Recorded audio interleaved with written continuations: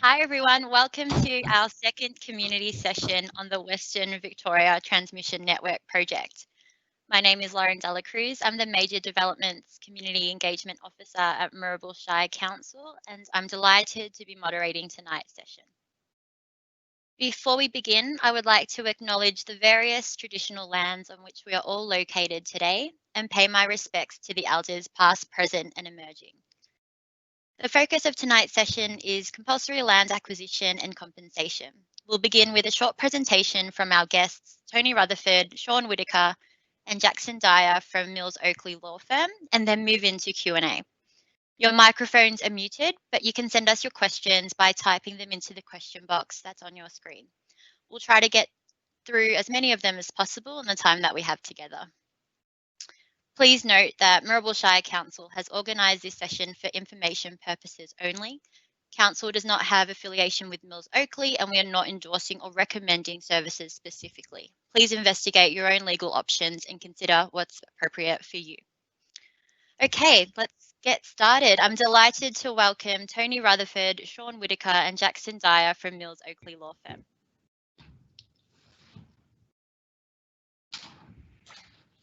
Sorry, Lauren, can you hear me? Yes, you're live, Tony. Okay, sorry, I haven't worked out how to mute myself again for some reason, so apologies if there's a bit of noise or background noise at my end. So thanks very much for the introduction. So Shaun, myself and Jackson work at Mills Oakley, which is a large commercial law firm with offices all over Australia, and our focus of practice is in the projects and infrastructure space, and that includes matters relating to power projects and also transmission lines along the nature of the one that's been proposed through the Shire. Just to reiterate one of the points that Lauren made, this is designed to give everyone a high-level overview of the process that applies in cases where the government or a party acting on behalf of the government is intending to come along and acquire land, either in the form of an easement or some other interest in land. So we're going to focus on the actual process and the way things work. When it comes down to specific instances as it might relate to a particular piece of land, or then you'll have to speak to either us or other lawyers directly to get specific advice as it relates to your parcel of land. So this is designed to give you a high-level overview, but we're happy to answer any specific questions in relation to your parcel of land at a different time. So in terms of what we'll cover today, first of all, we'll briefly cover the status of the project. I think a lot of you probably already have a pretty good sense of where the project stands at this point in time, but we'll touch on that just to start with. We'll talk about the pathway to acquisition and what the authority will do, and the notices and the processes that apply in relation to the acquisition of the interest in land. Then we'll cover how compensation is determined, and then finally we'll talk about what happens when you want to dispute the amount of compensation. We'll get into more detail as it relates to the actual process and the notices in a little bit, but it's probably worth noting up front that while there are mechanisms within the relevant legislation that entitle a landowner to dispute certain pieces of or the determination of compensation, in our view, and more generally speaking, it's better if you can to negotiate an arrangement or evaluation and compensation with the authority up front, because at the end of the day, the authority has the power under the legislation to acquire the interest in land. So and we can get into this a little bit towards the end of the presentation, but it can be beneficial to engage more early on with the authority to work out and negotiate an appropriate amount of compensation. So in terms of where the project currently stands, the first process is the identification of the area of interest for the project, and that's already occurred, and that's obviously why we're conducting this presentation right now. Step two, which is underway at the moment, is now that they've identified the area of interest, they're undertaking the environmental and planning studies, and so there's basically an environmental assessment underway in relation to the project at the moment. And I understand that some access licences may have been negotiated with some of the landowners in the area to undertake some of the assessments that are required. We expect that in mid-2020 or mid-2021 that there will be a detailed environmental and social impact study conducted, and that's when the community and landowner engagement will start. And then they will prepare the preferred route and location of the project. So there'll be a bit more detail around the actual route that the project will take, within the next 12 months, based on what we understand from the Western Transmission Authority. By mid-2021, there should be a detailed impact assessment, and that will include community feedback, and that'll be submitted to the government for assessment. And then the project timeline assumes that by mid to late 2022, the final project route will be determined following a government decision on the project. So that's the way that things will, broadly speaking, play out here. Now, so in terms of, I've forgotten to say next slide, Lauren. So we've now we're moving on to the slide, which is the Land Acquisition and Compensation Act 1986. So this is the Victorian legislation that will apply in the case of this transmission line. So under that legislation, before the authority can actually acquire any land, they first have to reserve the land under the relevant planning instrument, and then they have to issue a notice to the landowner advising of their intention to acquire the interest. And this will be covered a little bit in the next slide, which I think my colleague Jackson will be talking to. So as a landowner, once you receive that notice, there's pretty much a halt on what you can do with the land. So you can't enter into any dealings with the land. So you can't sell the land. You can't license the land for any reason.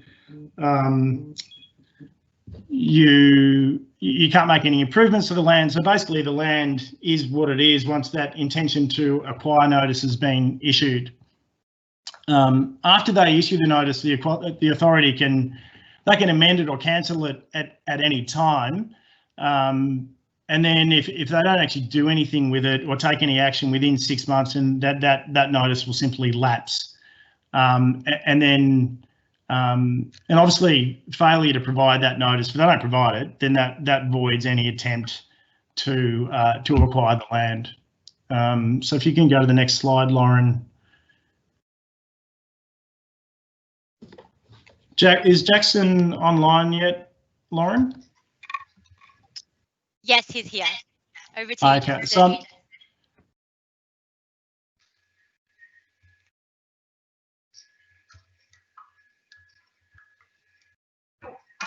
Jackson, I believe you're on mute. Sorry. We can't hear you. Yep. Yep, sorry, I'm here now. Can you hear me now? Yep. Apologies. So, sorry, so we're just moving on to notice to acquire and possession. So as Tony's set out, obviously the initial notice that we receive is the notice of intent, and then after that 2 month period, the authority can then issue a notice to acquire. So the way that,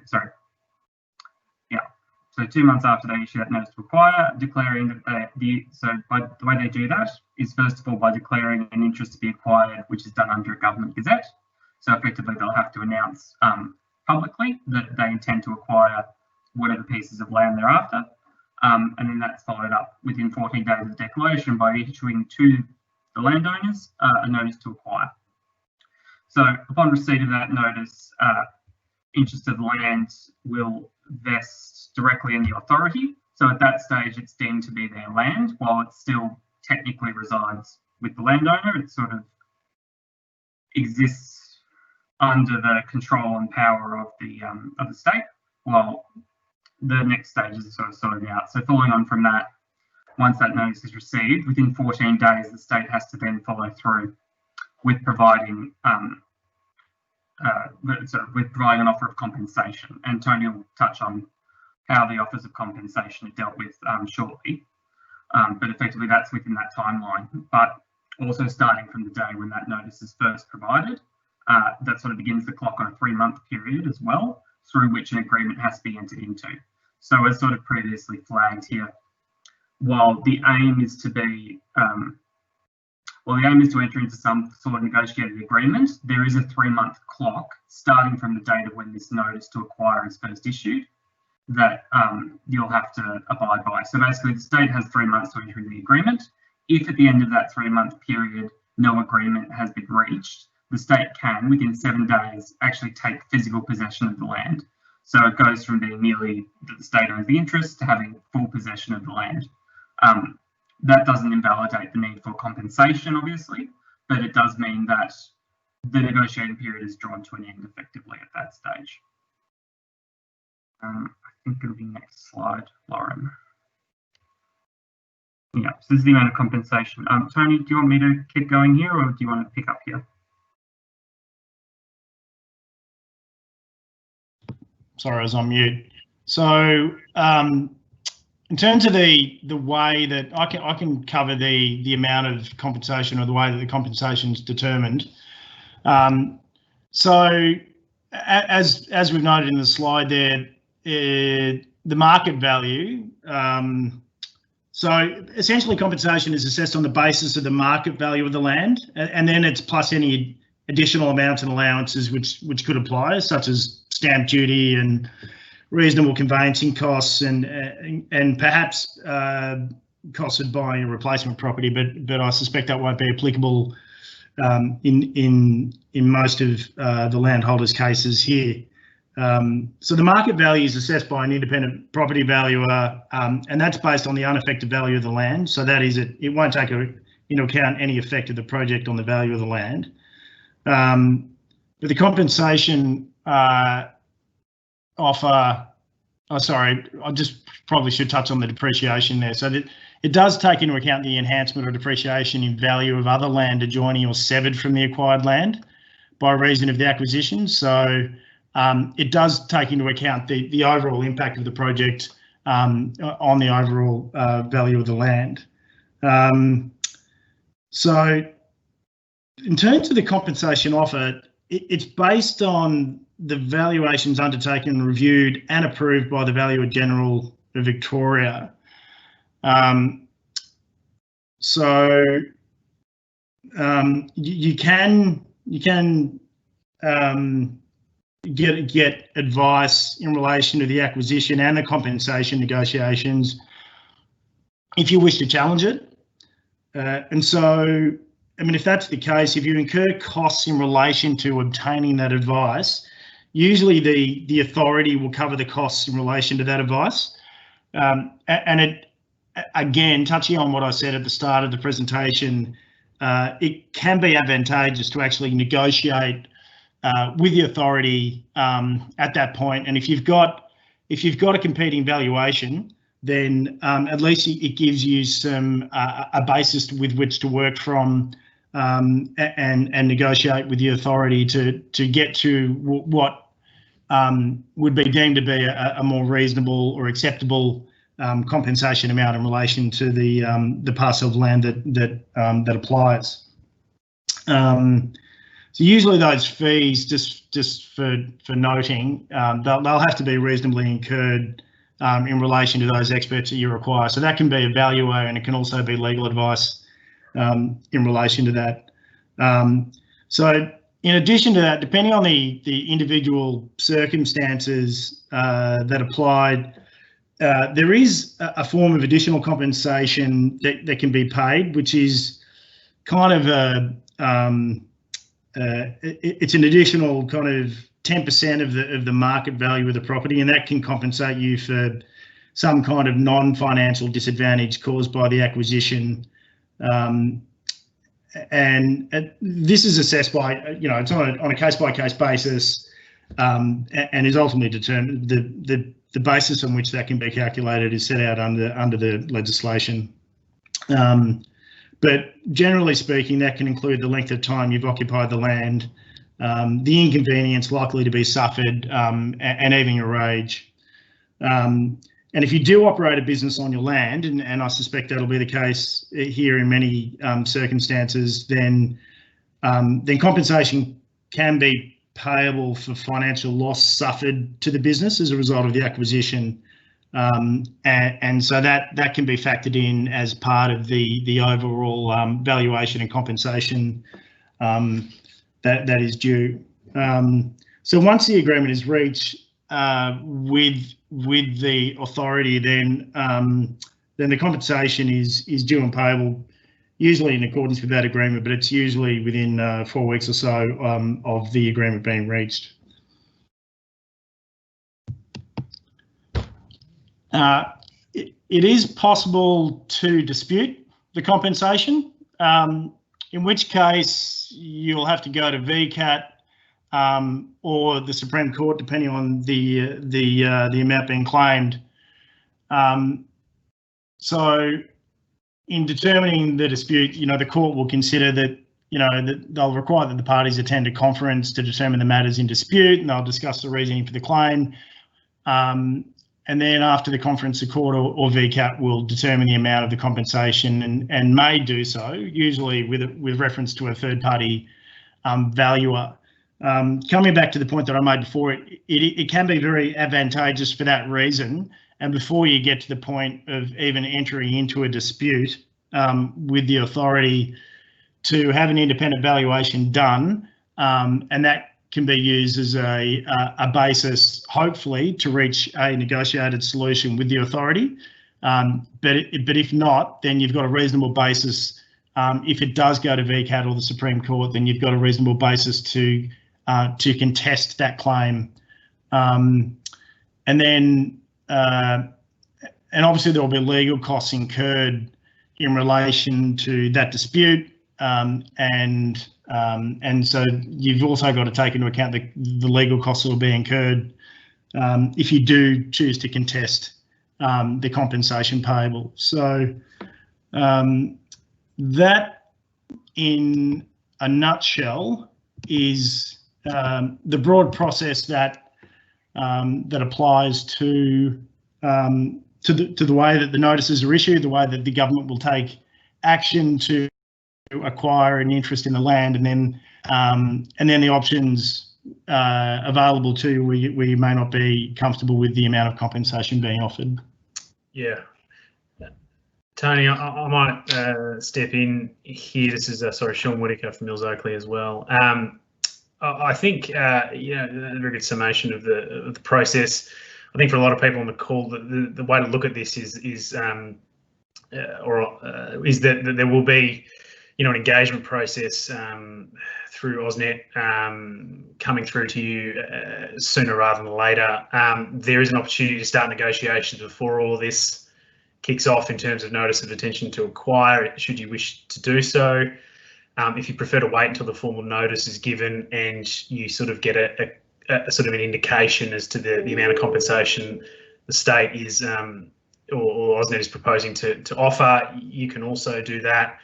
But in our experience, there is a benefit into sort of getting, as Tony said, that valuation of your own property done based on a valuation that would be done under this Compensation Act. So not necessarily just a general valuation of your property, but a valuer who can actually do one on the basis of a proper valuation to be done under the Land Acquisition and Compensation Act.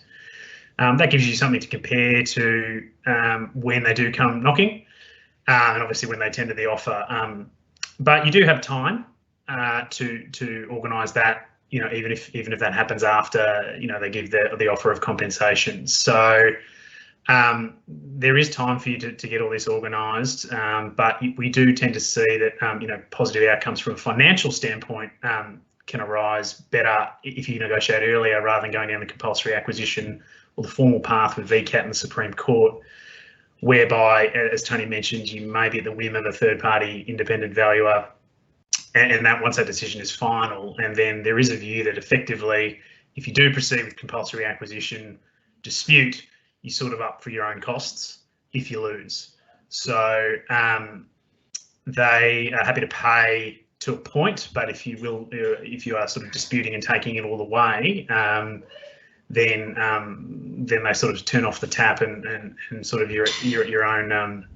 It's at your own cost should you wish to proceed all the way through to those end proceedings. Look, that's sort of in a nutshell. But that process, I think, going back to the slide earlier, is a little way away from starting, but it is worthwhile turning your minds to getting ready to this upcoming process that obviously is going to happen. There doesn't seem to be any dispute about the project going ahead, so this will happen. But the difficulty also is that the easements and where they will be is probably not going to be known until a little bit down the track. So even getting that valuation might be difficult. So we're sort of in not a wait and see moment, but the idea behind this is to sort of, guys, get everyone ready and sort of line up your team, so to speak, to go into bat and try and obviously negotiate the best outcome for you as individual landowners. Thank you, Tony, Shaun, and Jackson for that. We'll now move on to our Q&A session. So please go ahead if you haven't already done so and type in some questions in the question box on your screen. We've had a few questions come in already. One of them is, if a transmission tower is to be erected on your property, are you compensated in a one-off payment, or is it over a period of time, and is it indexed to account for inflation? Yeah, so I in terms of the actual valuation and to take into account inflation, I suspect it does, but I don't want to. I think the valuers will be a better place to comment on that than I am. But yes, if the transmission tower is on your property, yes, you will be entitled to compensation. It's usually as a one-off payment, but that takes into account future cash flows. Thank you, Tony. And a follow-up question was, if the area of the transmission tower to be erected falls on your property, but there is no access other than to go through your neighbour's property, who is then compensated, and at what percentage? Oh, that's a tricky one.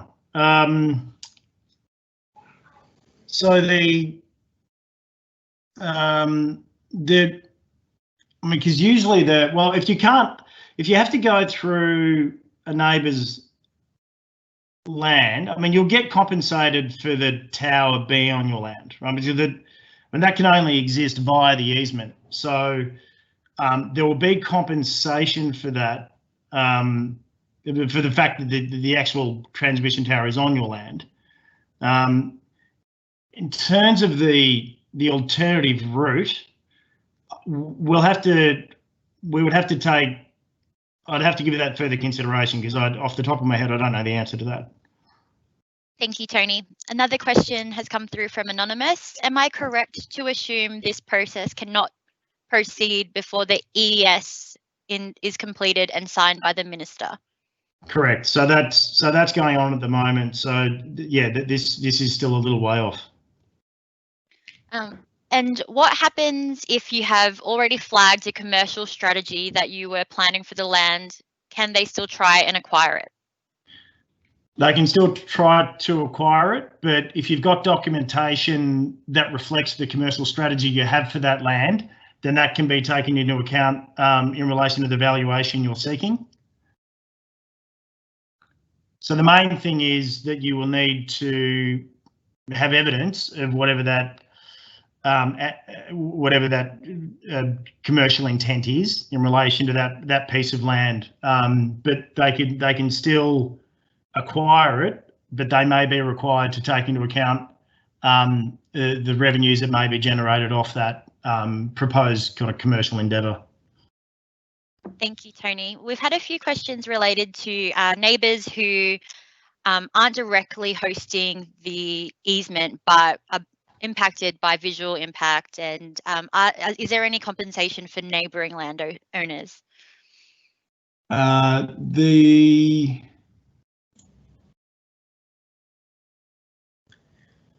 Shaun, do you? I can answer that one. Generally speaking, not. Primarily because this is an easement acquisition process so it's actually the acquisition of the land and the easement on which those towers run. I guess the ugliness of the towers, for want of a better description, is meant to be covered in the EES and the community engagement sort of approvals and planning approvals that are given by the minister. So if, in like most projects, if somebody next door applies for a 10-metre high rise and you live right next door and the council decides to give it, there's not a lot you can do other than challenge it that it hasn't been given in accordance with the planning laws. And a similar thing would be here is basically you have to challenge that it hasn't been given in accordance with the relevant legislation or the ES, bearing in mind that they do have at a state level rights to step over council laws and they just do it at a state level. So yeah, unfortunately, if it is ugly and unsightly, it is not necessarily the case that there's compensation for neighbouring properties if, in fact, it doesn't run through the neighbouring properties. There may be consideration given how close the easement is. For example, if it runs along a boundary or very close to a boundary, that may be looked at, and they may approach the neighbouring owner as well.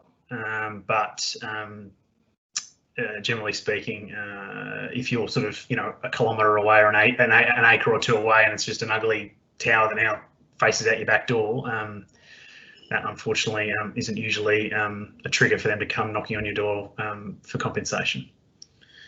Thank you, Shaun. A question from Emma. Is it likely that Ausnet services will apply to bypass the planning acquisition overlay process? If they do apply, is there any recourse for landowners? I wouldn't expect them to, no. Given the way that they typically operate, I wouldn't expect that to happen. In terms of the recourse to owners, I'm not sure in relation to that question. I don't know if Shaun has any thoughts on that, but we'd have to look at it in the process. We're not aware that they're doing that at this point, but it is actually a question for Ausnet more than it is for us, because we're not that close to Ausnet on that whether they're going through that process or not. Thank you, Shaun and Tony. Another question is it likely that land would be acquired or would it be leased from landowners?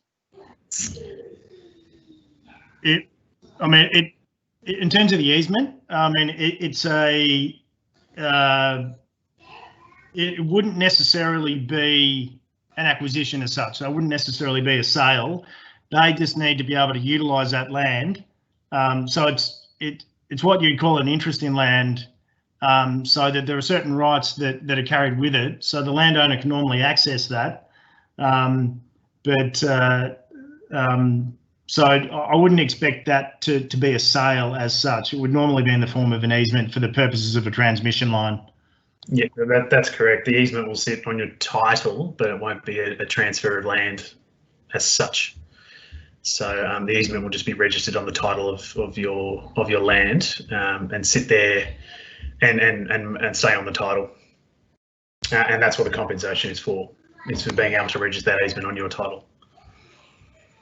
Thank you, Shaun and Tony. Another question is, you have apparently handled similar cases. How much can a landowner expect in dollar terms when 500k towers and lines are constructed on our land? I think, yeah, in relation to specific query, like we're going to have to take that on notice. So, I mean, if people have specific questions around their valuation. We're reluctant to get into that because it really differs depending on the parcel of land and what the land is being used for. There's simply not a simple answer to that question. Thank you, Tony. Another question is, in your experience, can a landowner win at VCAT or the Supreme Court? Are there any examples? And does Ausnet pay the legal fees if the value is contested? They will, if the landowner who contests it is successful, then Ausnet will typically have to pay the legal costs associated with it. And yes, there have been cases where a landowner would have contested the compensation and been successful. I can't give you, I wouldn't delve into how often they are successful. I don't know off the top of my head, but there are certainly cases where people have been successful. But the main thing when you're going into these things is to make sure that you've got a strong valuation and sufficient documentation to support that valuation going. If you're going to contest it, you'd want to have a pretty solid basis to do so. And I think that touches on the point that Shaun made before, which is if you're in a position to negotiate, supported by a third-party valuation of your own, then that's probably a better place to be than to leave it to the point where you're actually contesting it in VCAT or the Supreme Court. Thank you, Tony. We have a question regarding the Valuation Land Act, but I've asked them to just clarify if they can just clarify their question, and then I'll read it out. Moving on, as the transmission line were privatised after 1986, Ausnet being a private company, why do they have government privileges? Who provides governance for this? Should the Act have been updated? Well, the reason Ausnet, Ausnet is essentially given the power of the government to do this because this is ultimately for government purposes, because there is a need to provide this additional. It's for a state purpose, in essence. So the additional transmission line is required. I think in this case, because of some of the renewables projects that have been developed further out.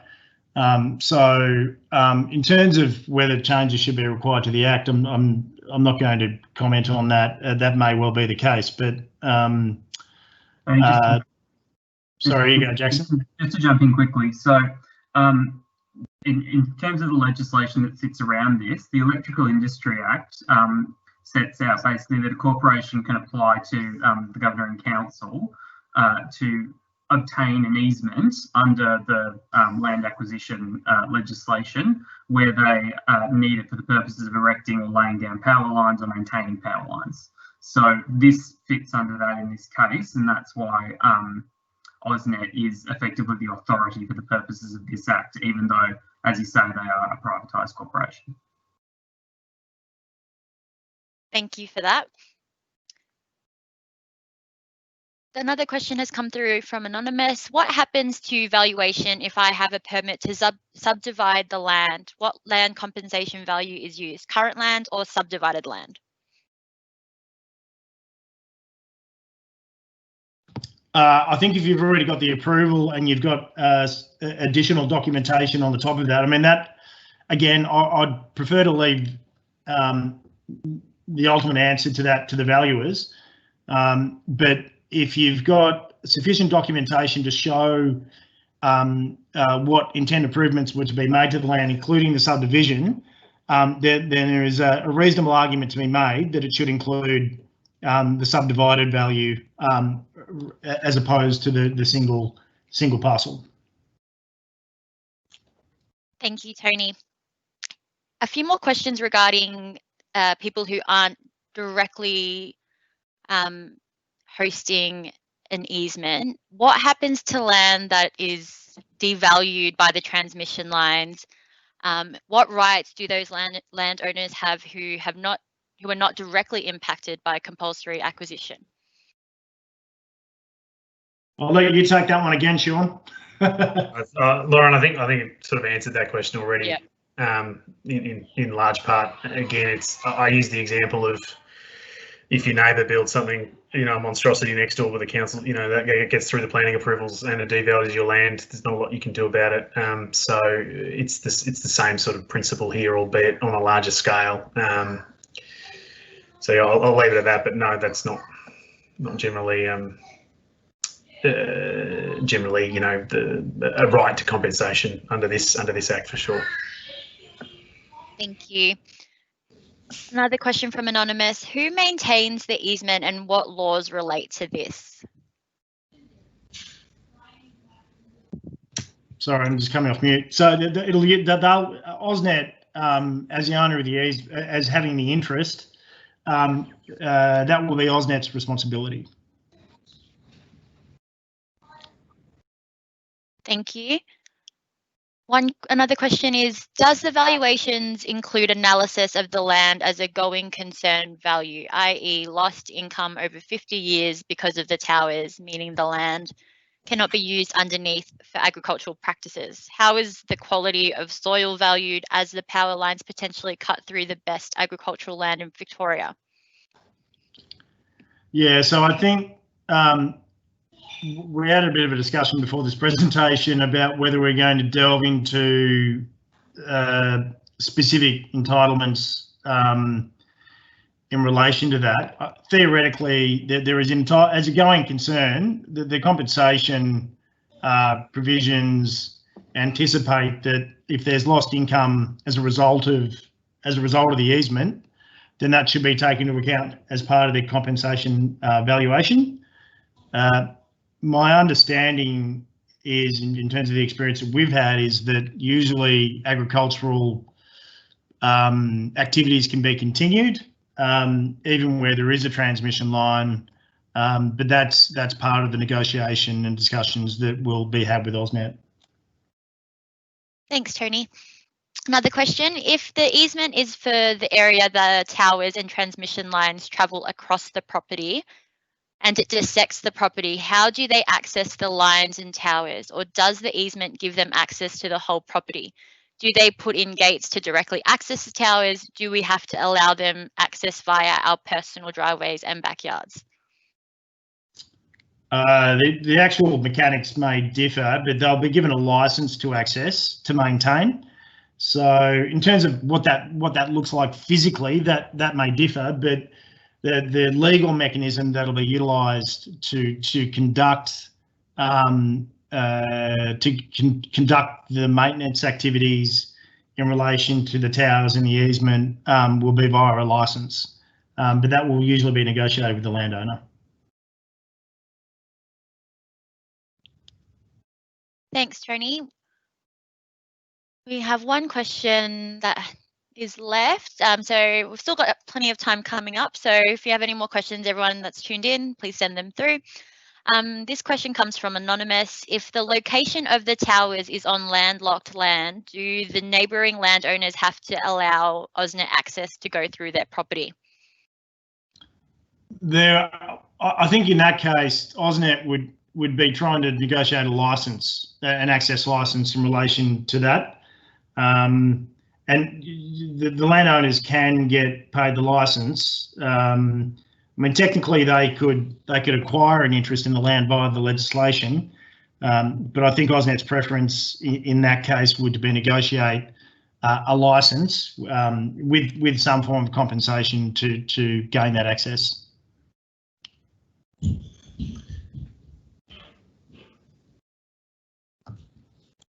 Thanks, Tony. Shaun, did you have anything to add? Oh, no, you're okay. You're muted. Oh, yeah, no, I was just going to say, when they do their final route, I think they take that very much into consideration.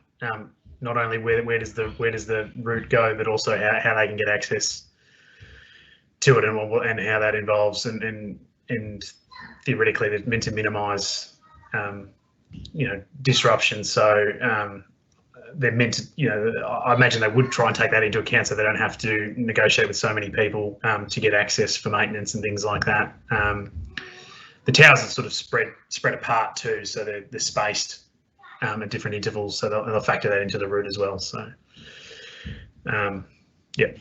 Great, thank you for that. Another question is, AEMO has awarded the contract to Ausnet, but AEMO is an independent organisation, not a government organisation. So how can they tick the box for compulsory acquisition? And we've had a similar question before, but did you want to sort of address that one briefly? Jackson, you want to revisit that? I think it effectively comes down to the same point, unfortunately, in that it's really, as long as whoever's appointed it, and whether it's happened before, so AEMO have already received the approval from the governor, or whether it's Ausnet who had to go out and do it subsequently. I'm not entirely clear at this stage, but either way, they would have gone through the similar process of seeking the approval to begin this process of acquisition. And that's what's given them the right under the legislation to do so. Thank you for that. And I think, yes. Oh, sorry, you go. No, you go ahead, Tony. No, I was just going to say, I think as a theme, if that I wouldn't. My suggestion would be not to focus on the rights of Ausnet to do this, because I'd. And look, to be clear, I haven't got I haven't looked into every aspect of the project, but I think to contest, I suspect it would be unlikely to be successful if you were going to contest the legality of Ausnet to undertake this. Is my guess. That's not my advice because I'm not across the detail, but I thought it's worth commenting on those points. Although I do appreciate the frustration that people would feel, I think that's unlikely to be a successful line of contesting this. Yeah, and just to follow that up slightly as well, in terms of the acquisition process, the timelines that we've set out in this presentation give you an idea of what they're required to comply with. So as we've sort of noted in various places, there are certain dates within which they have to perform certain actions, and if those aren't done, then obviously they have to start the process again. Those are more likely to be where if something is slightly missed or slightly late, that might come into, whereas this early stage in the process is really where I's are dotted, T's are crossed. So yeah, as Tony says, it's probably not the best place to focus the attention. Thank you both. A question from Shane J. What law can be used to negotiate visual impact? You mentioned it's a planning decision, but what law is used to determine this? That's probably going to be the. Actually, I'd need to know further details. Actually, I'm reluctant to answer that without having specific details. It's probably going to be. Tony, sorry, yeah, I was about to give an answer, but then I was No, look, I'll cut that one off. Generally, it's the Environmental and Planning Act, but it is a very complicated question. There's no sort of visual impact law. So there's various criteria that sits within planning schemes, and you know, as the council will know itself. So yeah, generally speaking, it's the Planning and Environmental Act, but yeah, we have to be way more specific about what visual impact is and where that sits and what the rights are and all that kind of thing to advise on any of that. I think that's, yeah, I'd echo. That's what I was about to say before I was reluctant to answer, but Shaun's right. I mean, if there was going to be any piece of legislation, that's what you'd refer to first, but we'd have to know specific details. Okay, thank you both. A question from Anonymous. Can you tell us more about an access license and landowners' rights?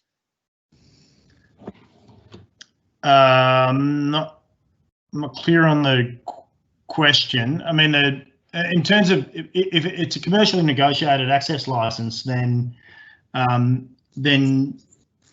you'll normally be entitled or can insist on compensation in relation to the license, but it'll set out the risks and liabilities as between the parties. So, for example, if Ausnet needs to utilise the licence to access the towers, then Ausnet will be taking liability and responsibility for any losses that arise from its actions in relation to the usage of that licence or that licensed area. So, so usually they'll bear responsibility, and you can seek indemnities for any losses that they may cause in using that access licensed area, and then there can be a licence fee for them to actually utilise that licence. I'm not sure if that answers the question, but Thank you, Tony. There's a related question. Will Ausnet have to pay an annual fee for the use of the licence? Is the licence for 1 year or multiple years? It can be for multiple years. So in terms of the access licence, you can negotiate a multiple year licence fee. Thank you for that.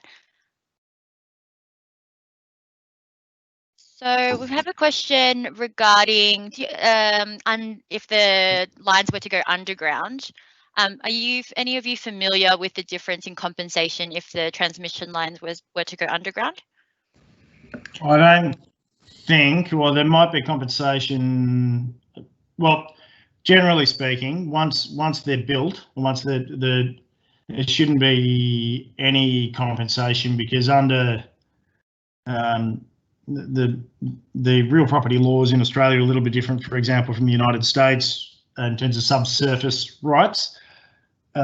So I don't think there would be any significant compensation, but that's not taking into account any construction impact that might occur. I mean, I'm not sure if Shaun has anything to add to that, but yeah, no, I think at this point we're not aware that they're rolling it underground. It's probably one of the problems. There has been, I know that there has been discussion about that, but yeah, I think it's one of the problems is that, you know, and I know the council has views on this as well, but you know, the underground solution, but I probably wouldn't. I'd leave that out for now, Tony. It's probably not something to consider just for this one at this point. Yep. Okay, thank you both. Okay, another question related to compensation, and the question is, I understand they don't normally acquire the property, but if the route prevents any relocation of assets, i.e. house, will they purchase outright? A similar question asks, worst case scenario, we have to sell up and move. What info do sellers need to supply buyers regarding this West Vic scenario if the easement does not cross the seller's land? Sorry, can you repeat those questions? I can answer the second one. Yeah, sorry. Can you repeat those to us, Lauren? Sorry. Yep. So the first one was, under the Act, I understand they don't normally acquire the property, but if the route prevents any relocation of assets, i.e. house, will they purchase outright? If the route prevents the relocation of assets like a house, I don't know. I'm not clear on the first question, actually. I'll let Shaun take the second one. Yeah. Okay, So thanks, Tony. On the second one, if the easement is on your land, it will be on your title. So anybody buying your property will be able to see it on the title, and presumably by visiting the property, they'll also be able to probably see the power lines. If it's not on your land, it won't show on your title. But again, the only obligation is obviously if they visit and inspect, they'll be able to see it if it is close. But if it's not on your land, there's no obligation to disclose that there's anything to do with the transmission network on your land from a title perspective, because it wouldn't be sitting on your title. Yeah, from a title perspective, the person with the easement will have it on their title. From the person who doesn't, it will not be on their title, and that's usually what the title search goes into the Section 32 disclosure statement that you give to a buyer. Thank you, Shaun. Another question is compensation payable only for the base of the tower or for the entire area under the lines? Yeah, So there's so a second part to that question. Is the area of the easement wider than the wires? yeah, it's probably the answer to that. It will be the parcel of land through which the route runs, and it may be slightly wider than the actual towers themselves. So, and it would be just as a matter of access, and it would be wider than the towers and the lines, but not by a huge amount. Okay, yep. And the first part of that question was, is compensation payable only for the base of the tower or for the entire area under the lines? Yeah, so I think the key question there will be the impact that it has on the use on the land, but typically it's for the entire easement. But then, and again, I don't want to advise on this, but then you'll be getting into complicated factors like is part of the easement still serviceable as agricultural land, for example, and is profit still generated off the land below the line? So there will be some complicated components to that, but generally speaking, yes, you will be entitled to compensation for the entire easement. Okay, thank you, Tony. Anonymous has asked, I've been approached by Ausnet to sign an access to land form for $500 for 2 years so they can do investigations. Can I say no, and can they force access? They said they can, and can I fight this if they get some notice under some act? I don't think they can force that. I mean, I know that they I know that they've been paying landowners $500 to do the preliminary studies, but under the Act, so I might have to come back to you on that. Jackson, I'm not sure if you know off the top of your head, but we might have to come back to you on that. I know that they've been paying that, but I'm not sure under the Act that they can enforce that. But I'd be interested to see what they're relying on when they've said that they. Yeah, I think I think we need to do more and come back on that one. Honestly, it wouldn't be under the Acquisitions Act, as far as we're aware, but it could potentially be under alternative legislation. So we'd have to sort of look more deeply into what they're relying upon there. Thank you both. Final few questions. Another one from Anonymous. When does a license become a lease because of its duration, which changes the legal rights complexity of the agreement of the landholder tenant?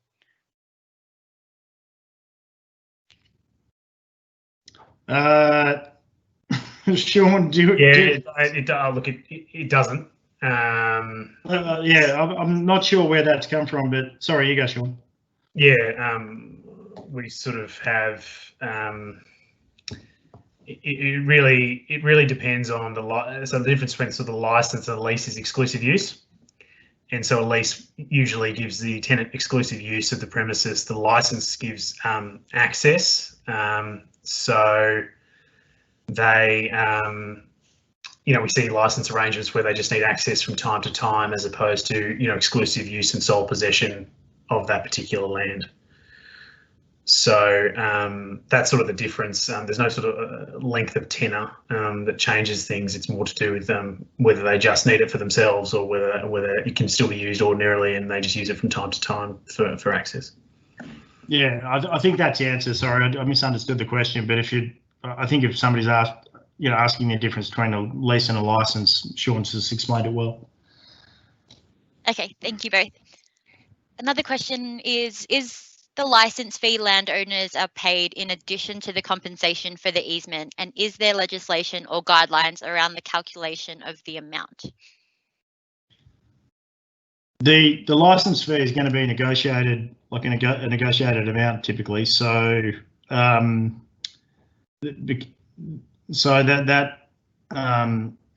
so that's usually a commercially negotiated arrangement. Thanks, Tony.